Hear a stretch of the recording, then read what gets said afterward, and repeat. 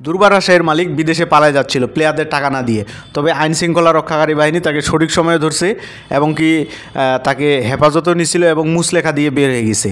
যাই হোক, মুসলেখা সে কয়েকবার দিছে, বের হচ্ছে, মানে বড় লোকের কারবার তো, মানে আইন ভাঙলেও তারা খালি মুসলেখা দেয়, বের হয়। এখন শফিকুর রহমানের যে ব্যাপারটা, সে কিন্তু বাংলাদেশ ক্রিকেটকে কলঙ্কিত করতেছে। বিদেশি ক্রিকেটার কোচিং স্টাফদের টাকা এখন পর্যন্ত দেয়নি। রাজশাহীর ম্যাচ শেষ, বিপিএল থেকে আউটও রাজশাহী, কিন্তু টাকা এখনও প্লেয়াররা পায়নি। শফিকুর রহমান যে এখন মানে যে বিবৃতিটা তিনি দিয়েছেন, যে শফিকুর রহমান যে প্রতিশ্রুতিটা দিয়েছে এই নির্দিষ্ট তারিখের ভিতর যদি সে টাকা পরিশোধ না করে তাইলে তার বিরুদ্ধে আইনি ব্যবস্থা নেওয়া হবে। এখন আমার কথা হচ্ছে যে এখন বলা হচ্ছে আইনি ব্যবস্থা নেওয়া হবে, এর আগে যে অতগুলো ডেট দিল, চেকগুলো বাউন্স করলো, এই বিষয়ে কি তার কোনো শাস্তি হওয়া দরকার না?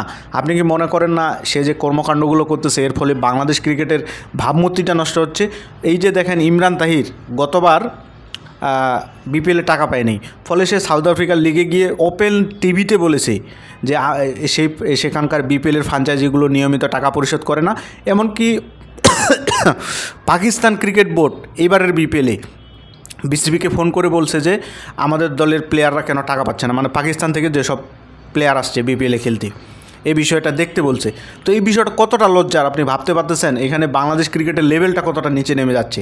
আসলে এই সব মানুষকে মানহানির মামলা দেওয়া দরকার। এই যে বিপিএলটা এই পর্যন্ত আসছে, এখন ওনার কারণে যে বিপিএলের একটা ব্র্যান্ড ভ্যালু কমে যাচ্ছে, স্পন্সর কমে যাচ্ছে, বা বাংলাদেশ ক্রিকেটের যে একটা দুর্নাম হচ্ছে, এর জন্য কোটি কোটি টাকার মানহানি মামলা দেওয়া দরকার। এখন কথা হয়েছে যে দল শফিকুর রহমান নিছে, কিন্তু চিন্তা হয়েছে বিসিবির, চিন্তা হয়েছে প্লেয়ারদের, মানে সে যে একটা দল পরিচালনা করবে তার মাথায় ন্যূনতম কোনো চিন্তা নেই। টেনশন অবশ্যই আছে, সে হয়তো চাপে আছে, বাট সে তো এই জিনিসটা আগে চিন্তা করার দরকার। এখন আমরা একটা মানুষ যদি ভুল করে বারবার, বা এমন সিচুয়েশনগুলোতে ভুল করে যেখানে তাকে ক্ষমা করা যোগ্য না, এরকম হইলে তো দেশে আইন কানুন হইতো না, শাস্তি ব্যবস্থা হইতো না।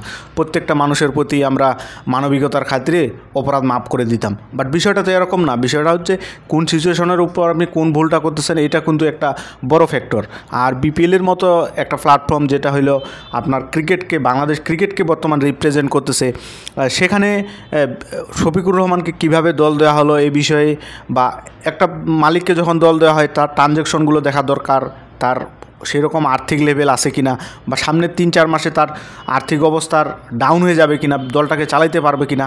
তো এই জিনিসগুলো আসলে বিসিবি পর্যালোচনা করা আগেই দরকার ছিল। এবং বিসিবি আমরা দেখি যে অজুহাত দেয় যে আগের সরকারের আমলে কী ছিল, আমরা তো সেটা শুনতে চাই না, আমরা চাই এখন আপনারা কী করতেছেন। আর আরেকটা কথা, বিসিবি বারবার বলার চেষ্টা করে যে কোনো কিছু হইলে 3 সদস্যের কমিটি দিলাম এবং এই কমিটিটা দেখবে, এই ধরনের কথা বলে। কিন্তু আমাদের বাংলাদেশ হইল ট্রেন্ডিং নিউজের দেশ, একটার পর একটা নিউজ আসতে থাকে, ওই 3 সদস্যের কমিটি করে দিছে, ওইটা দিয়ে ওইটা ঢাকা পড়ে যায়, পরে আর কোনো খোঁজ খবর নাই। এভাবে কিন্তু মানে বিভিন্ন যে কন্ট্রোভার্সিয়াল নিউজগুলো বা দেশের যে অব্যবস্থাপনাগুলো হচ্ছে বিপিএল, এগুলো ঢাকা পড়ে যাচ্ছে। বাট শফিকুর রহমান তিনি তো ভাই অন্য সব লেভেল ক্রস করে ফেলেছেন। মানে একটা মানুষ পুরো দলের প্লেয়ারকে যেভাবে টাকার জন্য ভোগাইতেছে, এই একটা মানুষ, মানে এরকম ব্যাপারটা হয়ে গেছে যে বিসিবিও শফিকুর রহমানের কাছে অসহায়। মানে বিসিবিও বলতেছে ভাই তুই কোনো মতে টাকাটা দে। মানে তাকে কি এইভাবে রিকোয়েস্ট করে বলতে হবে, নাকি তার বিরুদ্ধে আইনি ব্যবস্থা নিতে হবে? এখনও বিসিবির বক্তব্য হইল, ক্রীড়া মন্ত্রণালয়ের বক্তব্য হইল যে আমরা তার বিরুদ্ধে আইনি ব্যবস্থা নিব নির্দিষ্ট সময়ের ভিতর টাকা পরিশোধ না করলে। ভাই আগে কি করছে সে? আগেও তো ডেট দিছে, সেগুলো যে ভঙ্গ করছে সেগুলোর কোনো ব্যবস্থা হবে না। এই যে ক্রিকেটটার বদনাম করতেছে সেগুলোর কোনো ব্যবস্থা হবে না। মানে কি আর বলবো ভাই, এটা মানে বলার কোনো ভাষা নাই। মানে বাংলাদেশ ক্রিকেটে রিপন ভিডিওর মতো বলতে হয়, এটাই বাস্তব।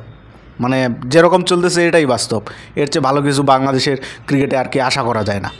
যাই হোক, আপনার কি মতামত? এই শফিকুর রহমানকে আমার মনে হয়, আমি আগেও বলেছিলাম যে রাজশাহীবাসীর হাতে তুলে দেওয়া দরকার। রাজশাহী ফ্র্যাঞ্চাইজিটাকে তো কলঙ্ক করছেই, সেই সাথে পুরো বিপিএলটাকে কলঙ্কিত করে ছাড়ছে। আপনার কাছে বিষয়টা কী মনে হয়?